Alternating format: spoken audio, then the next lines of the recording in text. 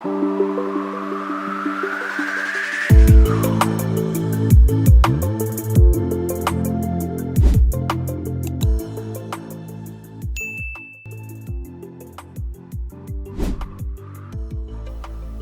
Star റെസിപ്പീസിലേക്ക് എല്ലാവർക്കും സ്വാഗതം. ഇന്നത്തെ റെസിപ്പി ഒരു കാരമൽ പുഡിംഗ് ആണ്. 2 മുട്ടയും 1 കപ്പ് പാലും ഉണ്ടെങ്കിൽ പെട്ടെന്ന് തയ്യാറാക്കാൻ പറ്റുന്ന നല്ലൊരു റെസിപ്പിയാണ്. അരമണിക്കൂർ നേരമേ ഇതിന് ആവശ്യമായിട്ടുള്ളൂ. ആദ്യം പുഡിംഗ് ഉണ്ടാക്കുന്ന ബൗള് ഒന്ന് ഗ്രീസ് ചെയ്ത് വെക്കാം. അതിനുശേഷം പഞ്ചസാര ഒന്ന് മെൽറ്റ് ചെയ്തെടുക്കണം. പഞ്ചസാര കാരമലൈസ് ചെയ്തെടുക്കാനായിട്ട് ഒരു 1/4 കപ്പ് പഞ്ചസാരയാണ് ഞാൻ എടുത്തിരിക്കുന്നത്.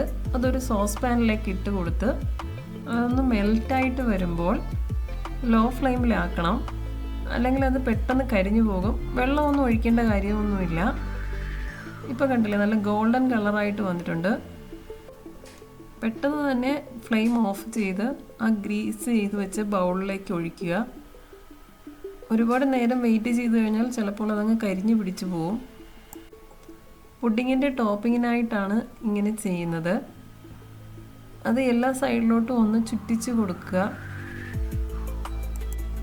ഇനി നമുക്ക് പുഡിങ് ഉണ്ടാക്കി തുടങ്ങാം. അതിനായിട്ട് ഞാനിവിടെ എടുത്തിരിക്കുന്നത് 2 മുട്ടയാണ്. അതൊരു ബൗളിലേക്ക് ഒഴിച്ചു കൊടുക്കുക. ഒരു പ്രത്യേകിച്ച് ഒന്നും ചെയ്യേണ്ട കാര്യമില്ല. ജസ്റ്റ് ഒരു സ്പൂണോ എന്തെങ്കിലും കൊണ്ടൊന്ന് ബീറ്റ് ചെയ്താൽ മാത്രം മതി. ഞാനിവിടെ ഒരു വിസ്കാണ് ഉപയോഗിച്ചിരിക്കുന്നത്. അത് നല്ലതുപോലെ ഒന്ന് കലങ്ങിയതിന് ശേഷം ഒരു 6 ടേബിൾ സ്പൂൺ പഞ്ചസാര ഞാൻ ഇതിലോട്ട് ചേർത്ത് കൊടുത്തിട്ടുണ്ട്. മധുരമൊക്കെ ഓരോരുത്തരുടെ ആവശ്യത്തിനനുസരിച്ച് മാറ്റാവുന്നതാണ്. 1 ടീസ്പൂൺ വാനില എസൻസും കൂടെ ചേർത്ത് ആ പഞ്ചസാര ഒന്ന് മെൽറ്റ് ആകുന്നത് വരെ ഒന്ന് കലക്കി കൊടുക്കുക. അതിനുശേഷം 1 കപ്പ് പാലാണ് ഞാൻ എടുത്തിരിക്കുന്നത്. ഇത് 250 ml ഇളം ചൂടുള്ള പാലാണിത്. മുട്ടയും പാലും നല്ലതായിട്ട് കലക്കിയതിന് ശേഷം ഒരു അരിപ്പയിലൂടെ പുഡിംഗ് ഉണ്ടാക്കുന്ന ആ ബൗളിലേക്ക് കുറേശ്ശെയായിട്ട് ഒഴിച്ചു കൊടുക്കുക. ഇത് നല്ലതായിട്ട് അരിച്ചെടുക്കണം, അല്ലെങ്കിൽ ചിലപ്പോൾ മുട്ടയുടെയോ പഞ്ചസാരയുടെയോ അംശം ഉണ്ടെങ്കിൽ കട്ട കൂടി കിടക്കും. അതിനുശേഷം ഒരു ഫോയിൽ പേപ്പർ വെച്ച് കവർ ചെയ്ത് അത് നമുക്ക് സ്റ്റീം ചെയ്തെടുക്കാം.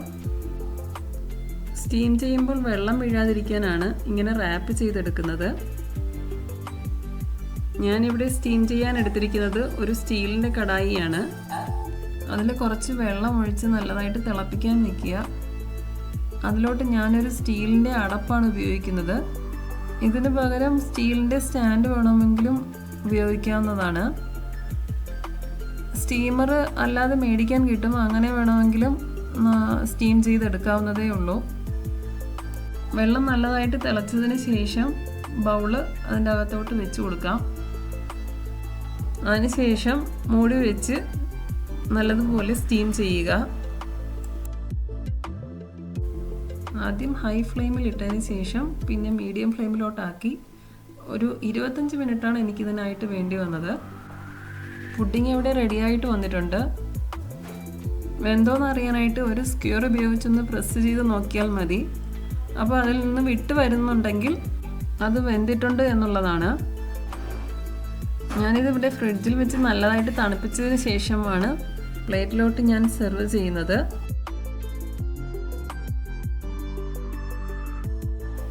വളരെ എളുപ്പത്തിൽ തയ്യാറാക്കാൻ പറ്റുന്ന നല്ലൊരു ടേസ്റ്റി ആയിട്ടുള്ളൊരു പുഡിങ്ങാണിത്. അധിക ചേരുവകളൊന്നുമില്ല.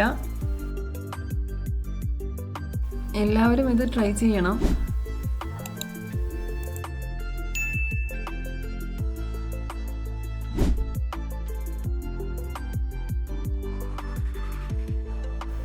നിങ്ങളുടെ അഭിപ്രായങ്ങളും നിർദ്ദേശങ്ങളും കമൻറ്റ് ബോക്സിൽ അറിയിക്കുക. വീഡിയോ ഇഷ്ടമായാൽ please like, share and subscribe. Thank you.